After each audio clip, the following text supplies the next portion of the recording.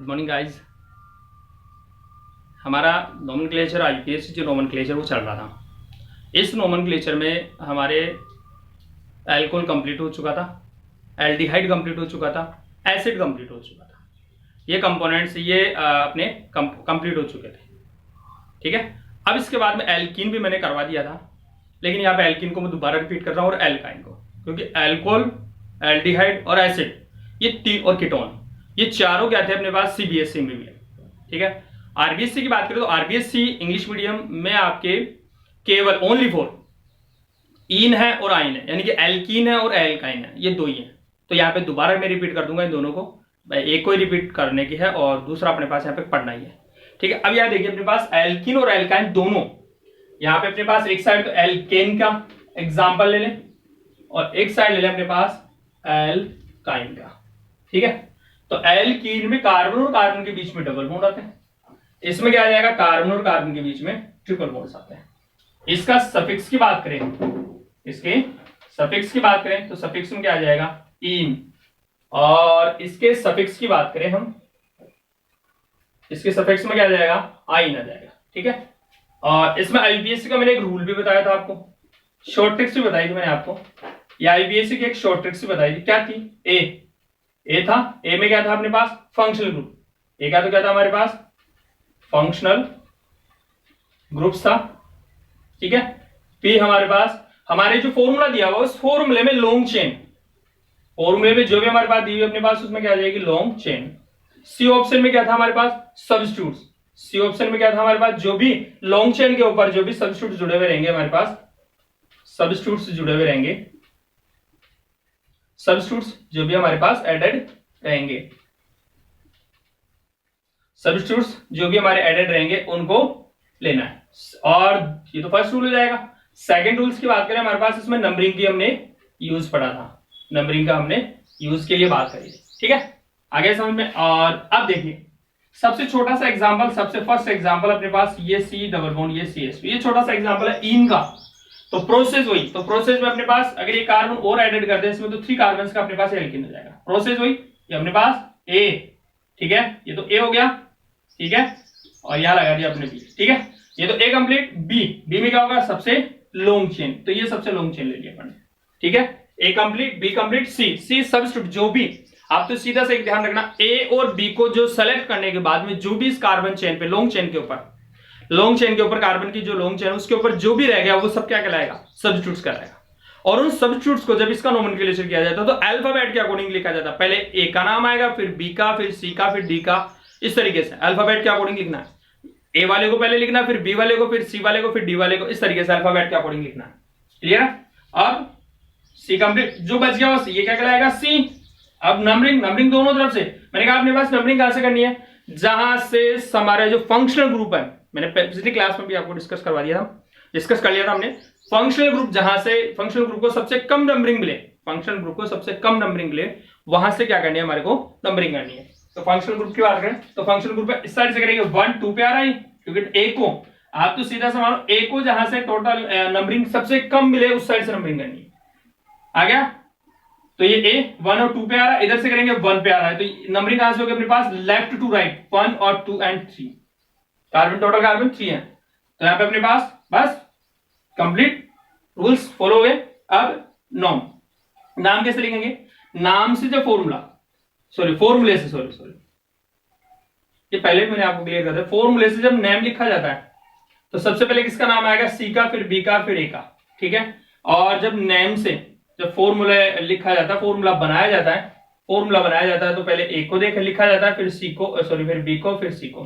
ठीक है, उल्टा हो जाता है, मतलब जस्ट उल्टा। तो यहां से अपन बात करें तो सबसे पहले 1, तो यहां पे 1 ब्रोमो।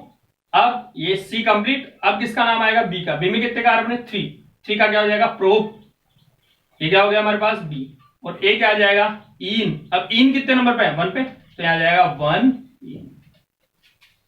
ठीक है, मिला के लिख दो इसको, मिला के ऐसे कैसे आएगा तो लिखा, तो ये हो गया अपने पास, यहां आ जाएगा 1 ब्रोमो प्रोप 1 इन। ठीक है, और एग्जांपल आगे समझ में, ये सी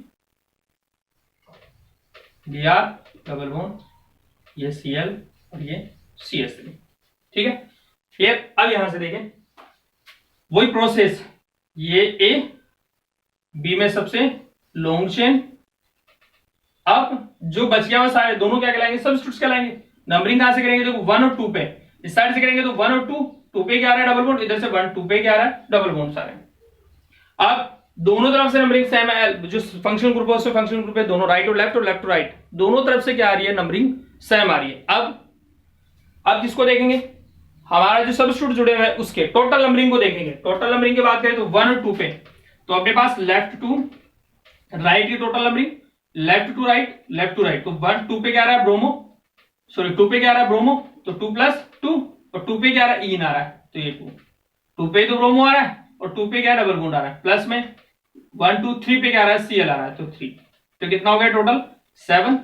और राइट टू लेफ्ट अगर नंबरिंग करें तो क्या हो जाएगा अपने पास, देखिए राइट टू लेफ्ट, तो 2 पे क्या आ रहा है अपने पास Cl आ रहा है, और 2 पे क्या आ रहा है डबल बॉन्ड आ रहा है, और 3 पे क्या आ रहा है ब्रोमो आ रहा है। तो नंबरिंग टोटल क्या है यहाँ पे, दोनों में क्या है सेम है, दोनों में क्या है सेम है। अब नंबरिंग किसको सही मानी जाएगी, नंबरिंग मानी जाएगी जिस साइड से अल्फाबेट का जो Br है, अल्फाबेट का सब्स्टिट्यूट्स का जो Br है, उस Br को सबसे कम नंबरिंग मिले। अल्फाबेट के अकॉर्डिंग जब लिखा जाता है तो जो सबसे फर्स्ट को लिखा जाता है उसको नंबरिंग सबसे कम मिलनी चाहिए, मिनिमम मिलनी चाहिए, तो उस साइड से क्या होनी चाहिए नंबरिंग होगी। ठीक है, तो नंबरिंग कहां से होगी अपने पास, लेफ्ट टू राइट, क्योंकि यहां पे देखो ये अपने पास Br, ये Br की पोजीशन है, और यहां ये Br की पोजीशन है। ठीक है, तो यहाँ पे 2 पे मिल रहा है, यहाँ पे 3 मिल रहा है, तो इसलिए left to right numbering start होगी।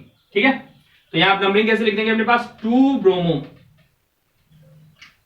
ब्रोमो कॉमा और 3 क्लोरो, 2 ब्रोमो 3 क्लोरो। अब ये A ये B में कितने कार्बन है 4 के लिए क्या हो जाएगा ब्यूट, 4 के लिए क्या हो जाएगा ब्यूट, और डबल बॉन्ड कितने पे आ रहा है 2 पोजीशन रहे, तो यहाँ पे अपने पास 2 इस तरीके से इसका नोमेनक्लेचर किया जाता है।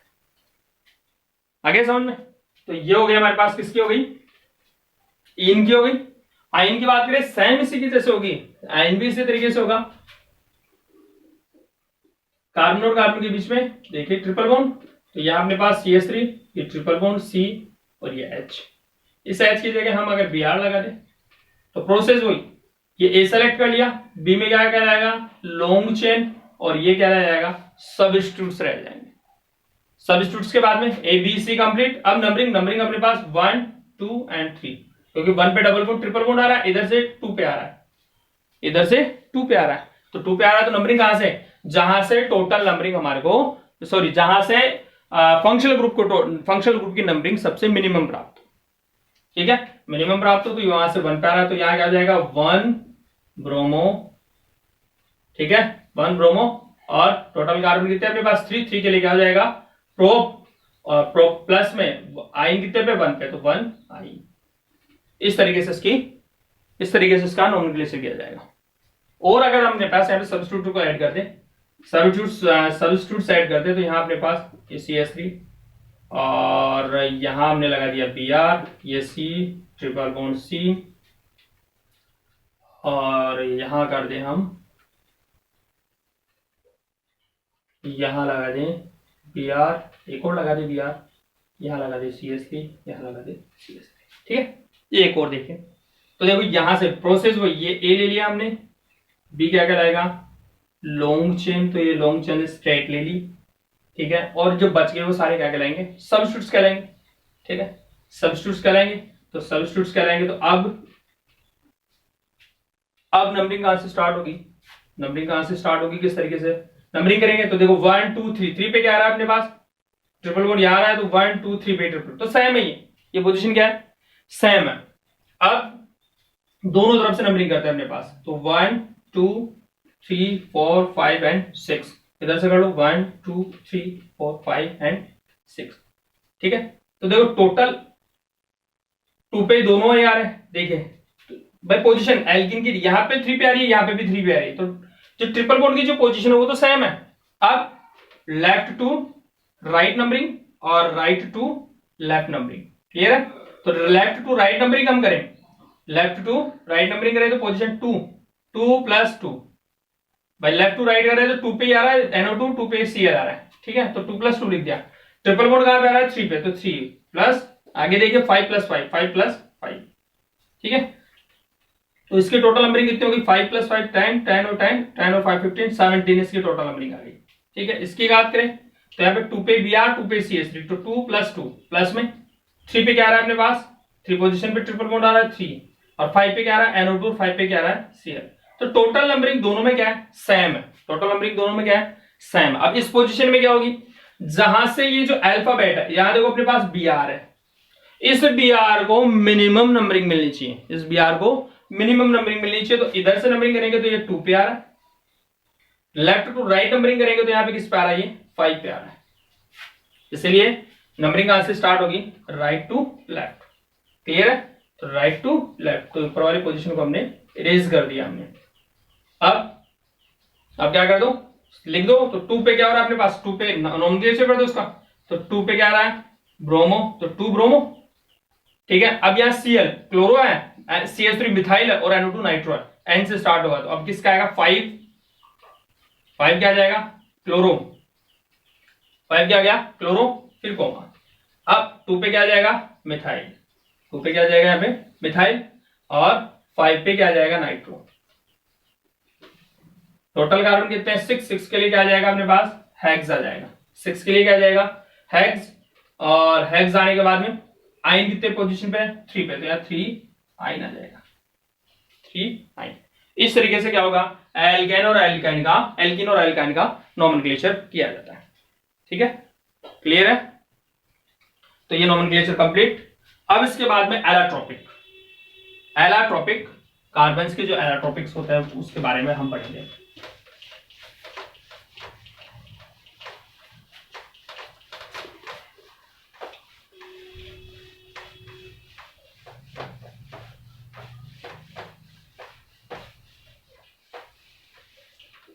एलाट्रोपिक्स ये कह सकते हैं अपने पास एलाट्रोपिक फॉर्म इन कार्बन, कार्बन की जो एलाट्रोपिक्स कौन कौन से होता है, एलाट्रोपिक कौन कौन से होता है।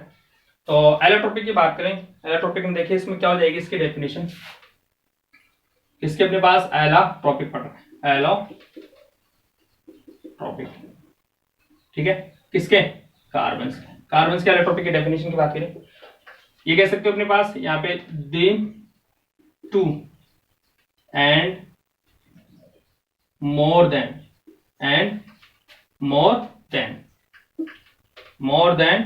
2 forms, यानी कोई भी एक एलिमेंट है या तो 2 हो या 2 से मोर देन हो, ठीक है, 2 एंड 2 से मोर देन हो, ठीक है।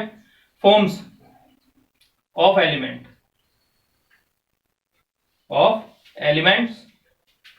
which have different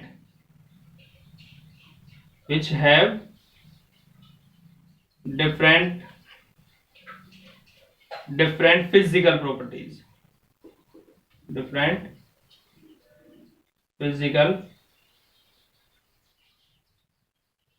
properties,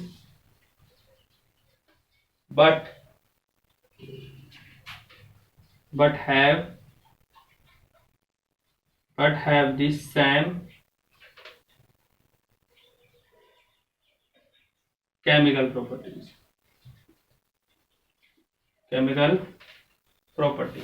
are called of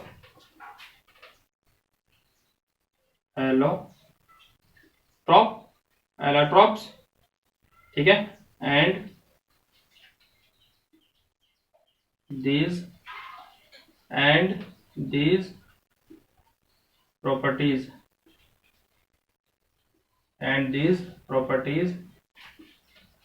is called allotropic,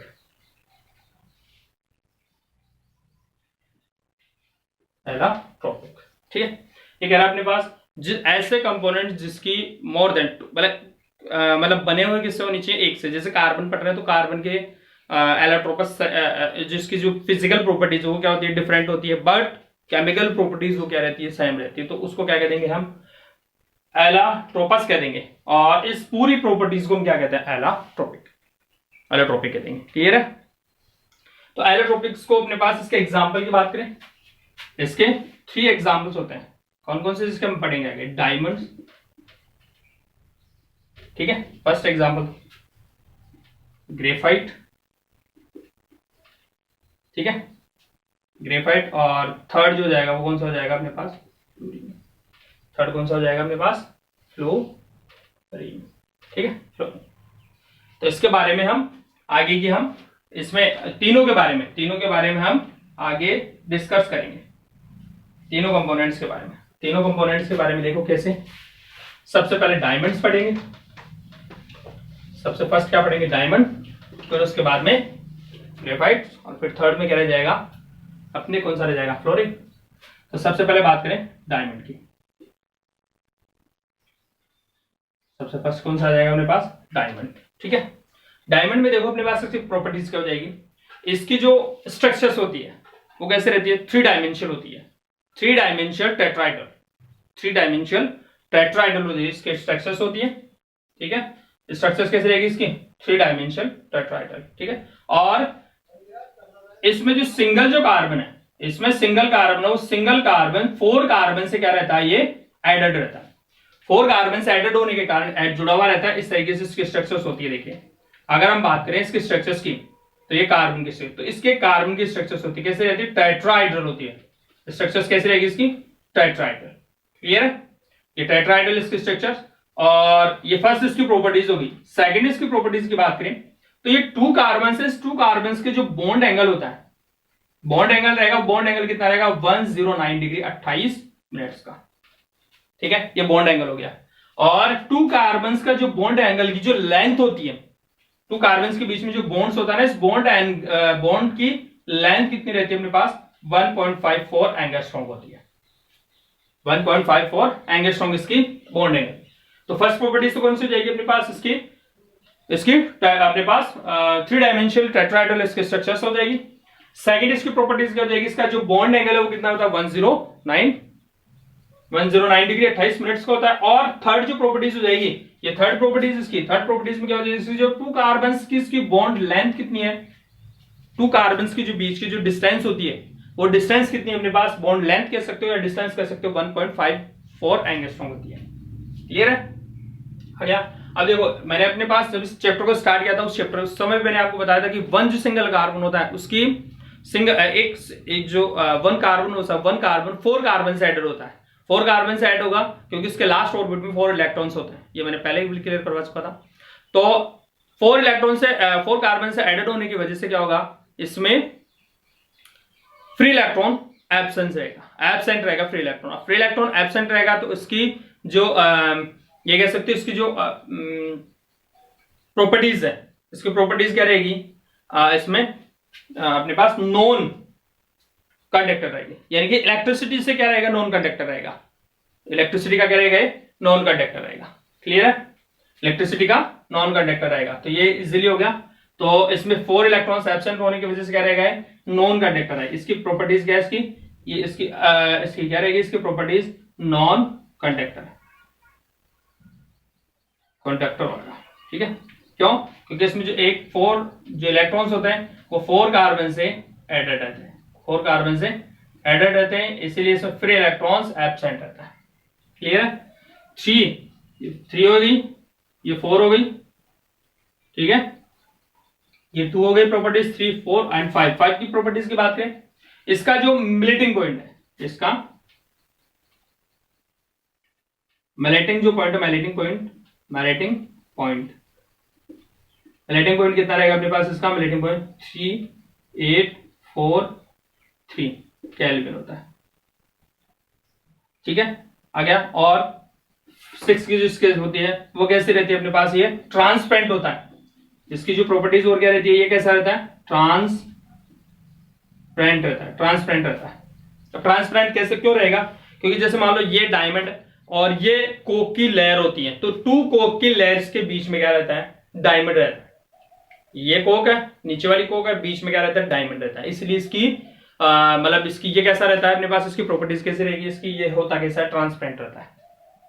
clear है? आगे समझ में? अब इसके स्ट्रक्चर्स की बात कर ले। स्ट्रक्चर्स कैसी रहेगी? और स्ट्रक्चर्स की बात करें, देखिए इसकी स्ट्रक्चर ऐसे रहेगी, ये कार्बन है बीच में, डॉट कार्बन है, ये डॉट क्या है यहाँ पे, कार्बन है, ठीक है, ये इस तरीके से, ये हेक्सागोनल स्ट्रक्चर्स है, ठीक है।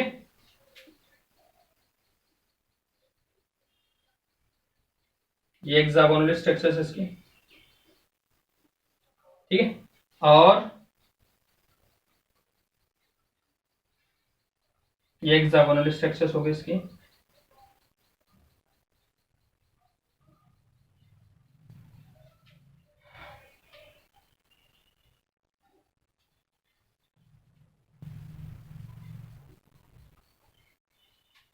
तो ये इससे ऐड हो जाएगा, ठीक है।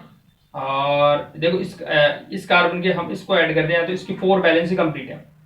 ऐसे सभी जो कार्बन है इनकी सबकी, क्योंकि इसकी स्ट्रक्चर्स कैसी रहती है, अपने पास अपने पास इसके टेट्राहेड्रल स्ट्रक्चर्स रहती है, इसके पीछे भी है, साइड भी है, लेफ्ट भी है, राइट भी है, मेन फ्रंट में भी इसमें कार्बन प्रेजेंट होते हैं। तो यहाँ पे केवल एक अपने पास कौन से इसमें इसकी डायमेंशनल 3 डायमेंशनल स्ट्रक्चर्स को रिप्रेजेंट कर रहे हैं, खाली ओनली 3 डायमेंशनल स्ट्रक्चर्स की बात कर रहे हैं।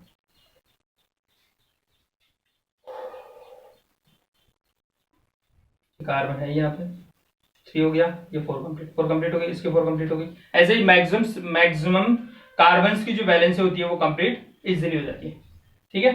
और यहाँ हम बात करें इसकी, ये कार्बन है ही